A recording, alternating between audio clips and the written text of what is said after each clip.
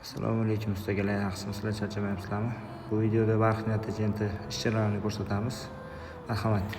Birinchi bo'lib rangli bo'lsa, rang tayyorlab olamiz. Natijasiga rang qo'shib.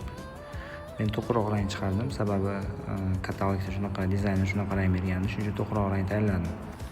Mikserda aralashtirib rangni, agar rang ochroq bo'lib qolsa, yana ozgina rang qo'shib, imkon boricha o'sha katalogdagi rangdan chiqarib oldim. Tagiga andavada tortib oldim, sababi to'q rang bo'lgani uchun.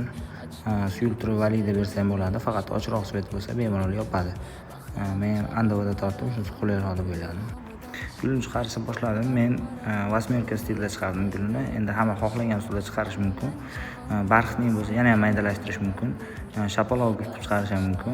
Bu Atagento'dan men shu usulni tanladim. O'zinglar baho berasizlar effektiga. Qo'ldan kelgancha chiqardik. Xato kamchilik bo'lsa bemalol kommentariyaga yozib ketishlar mumkin. Negativga to'g'ri qabul qilamiz, faqat o'rinli bo'lsa.